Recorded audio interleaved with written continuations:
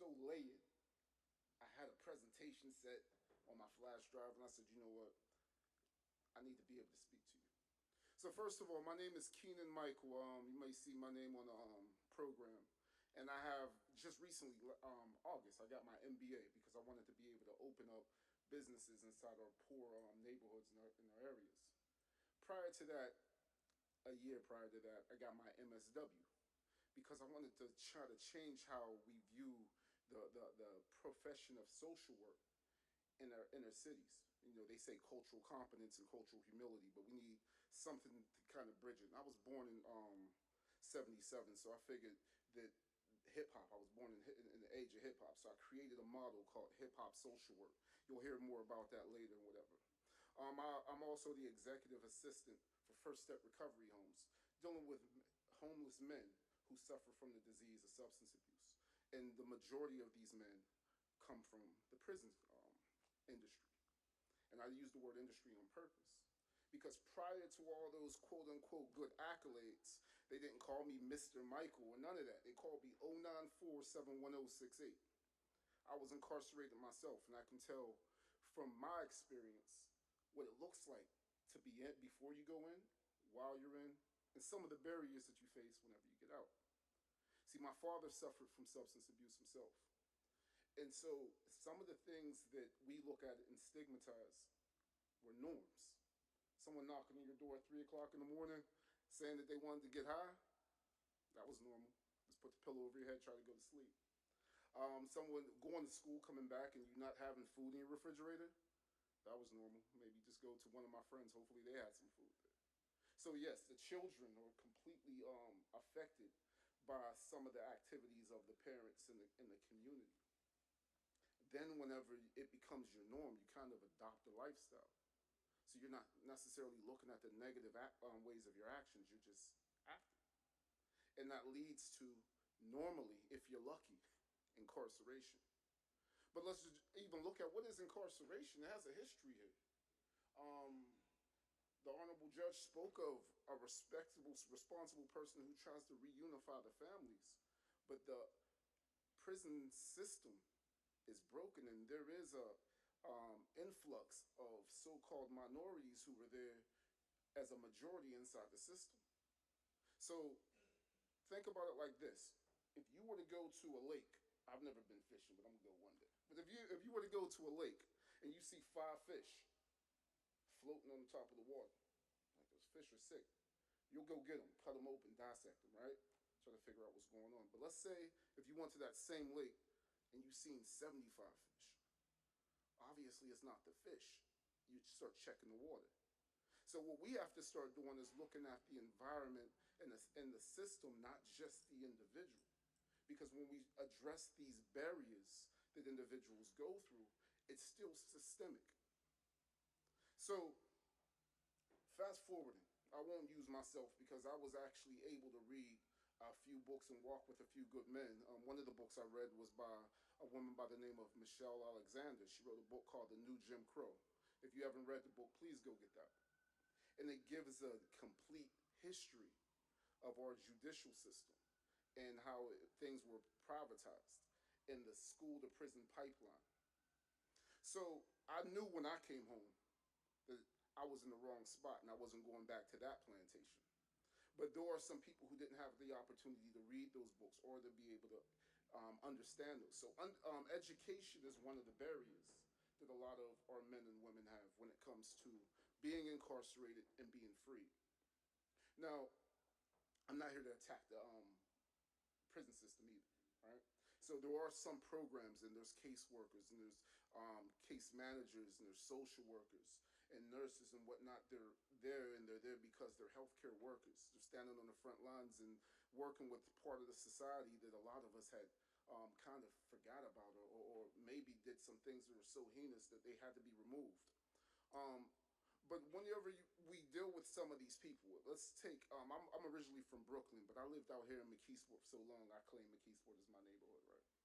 So when you, in McKeesport, it's a third-class community. It used to be bustling, have a lot of high populations and businesses, and anybody who's from this area probably can tell me more about the community than I can tell you, and I lived it. However, it's spiraled down. And we know that the steel mills closing had a major effect on that. UPMCs become the new steel mills. Hire the mothers where the mills used to hire the fathers. Um, Great resource, but the psychological effect is emasculation because a lot of men don't have the opportunity to make the money. So then depression, mental health, lack of income turns to criminal activity. But if you go and you look at those who are inside prison, you take them from these communities, and we just now went through the COVID pandemic, still going through it. And when someone got sick and they were found positive COVID, what did we do? Most of the time we did. We quarantined them, right? We tried to get them some medication. We tried to clean the area where they were at. And then whenever they came back, we maybe masked them up, but we also told them to avoid certain things, certain people who were coughing and said we didn't want to be reinfected. Now, what happens whenever you take a person out of a poor household and you incarcerate them? While they're gone, they may lose a grandparent, a parent. The relationship that they may have had often, let's be real, a lot of men were living with the women. They weren't owning the houses and controlling everything. So when she moved on, where was he going to go to? Or what if what he did brought him to jail? So he was paying the bills. Now we have more people who need assistance, public assistance, because he's not there to pay these bills. But when he comes home, where's he at? In the same infected spot. It's just, if you look at it how we've seen COVID and you look at these us men or women who are incarcerated and come home, yeah, we're coming right back to the same environment with a big chance of being reinfected with the same mentality that we had that brought us incarcerated in the first place. So when you come home, you need to what? Be able to have clothes. Because guess what? If you're in jail for a long period of time, you may either lose weight or gain weight. But you probably lose a lot of your own material things. So you're not coming home making money in jail. So you don't have anything to wear.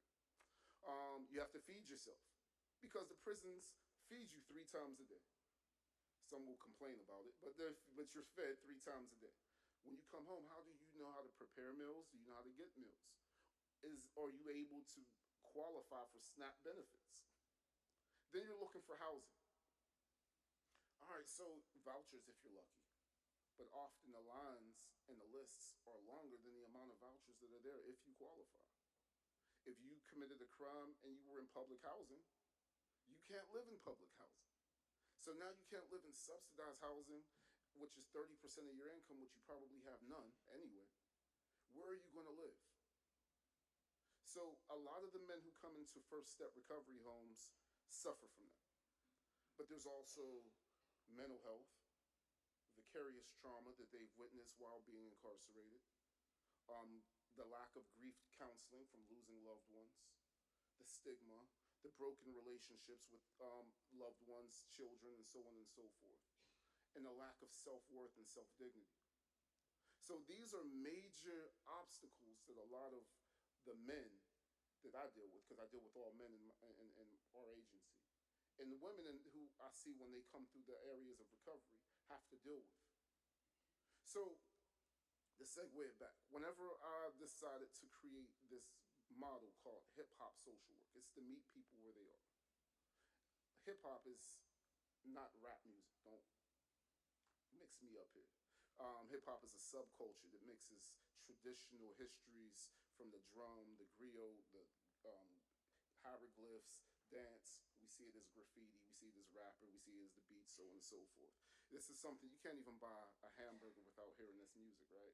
So we know it's universal, it's a universal platform. It's something that transcends gender. It transcends sexual orientation. It transcends race, it transcends poverty. We need some kind of bridge that can help speak to those who go through suffering. Social work, obviously, is a platform that advocates for those who didn't have it. Shout out to Jane Addams, right? But on the same note, we have to have something that modernizes and speaks to all of us at the same time. Our men who come back into society often lack education. They lack basic needs, resources for basic needs. They're dealing with a lot of different levels of trauma. And they are afraid to seek help. They're afraid to go to DHS and say, what's available for me? There's a lot of misinformation. Information was told, hey, when you come home, the government's going to give you X amount of money and you can start your own business. No, that's not true. But a lot of people believe that, so they were banking on a free pie in the sky. But I also want to address the biggest issue, because once you suffer from the disease of um, substance abuse, and let's add on mental health, because it's one big ball of wax, you can't separate it. Once you suffer from the disease of substance abuse, your life is unmanageable and you're powerless over your addiction. So you don't necessarily know that you're suffering from this disease. You're suffering from what we call denial. You can't even be an addict if you don't have denial. So a lot of these men are coming home and they're attempting to go back to their norms, but they don't know their triggers. And they haven't addressed a lot of these other issues. So how do we get these men housing? How do we get these men resources? Sure, we can talk about it, but we have to address it systemically. Back to the water with the 75 dead fish. We have to address the atmosphere and the area where these men are coming from. The cost of housing is going up. The availability of housing is not there. I would love for maybe some of the churches and masjids and synagogues to open up some bedding and downstairs when no one's there and give someone a place to sleep at night. We have a lot of empty buildings. In McKeesport, most of the guys I know, they live better than me because they live in what's called a bandominium. That's a condominium, abandoned house combination, right? So they live there during the summer months, the spring months. Once it starts to get a little bit cold, they try to go and either commit a small crime to get incarcerated again. They guarantee that they have housing, or they'll go into a rehab. This is the reality that a lot of our guys are dealing with. And so if you can't talk to someone while they're hungry because they're focused on hunger pains, you can't talk to a suffering addict whenever they're in active addiction because they're thinking about the next hit. You can't talk to a person who's suffering from a mental issue because they're not stable. They can't receive what you're attempting to give. We have to stabilize these men. And then we have to start addressing some of these resources. So there's a lot of different programs that are available, but they're not enough. I have a waiting list of about 10 men waiting to get into a recovery house that only can house 21 men. I have a waiting list of guys asking me for referrals that maybe we can possibly get a job. I know that there's places that say we're felon friendly, but they're not necessarily that friendly when they go and put out the application, nor do they know how to fill out the application. Nor do they have the resources to operate between A and B, nor do they have the transportation to get back and forth. So there's a lot of things that there's a disconnect inside the jails before the men are released, until the men are released. Of course, I guess we're here to try to split atoms and figure out how we can come up with results. We don't want to just speak about problems, right? But the only way we can ever even get to the solution is to have these uncomfortable conversations. I don't mind being vulnerable because I know that I was able to show what we like to call resilience. Father Paul Abernathy of Neighborhood Resilience, he loves that word, resilience. I like to be able to utilize that, but we have to speak that to all of these men and women, because if you don't address these men, these children are going to be re-traumatized. There's nothing worse than losing a parent to incarceration. I've done it, but I've actually caught my first case because I took a case for my father because I didn't want to lose a parent again. So that being re-traumatized is a major component. And if we don't stabilize the parents and show them, I know there's no handbook on how to be a great parent. It's hit or miss for the most part.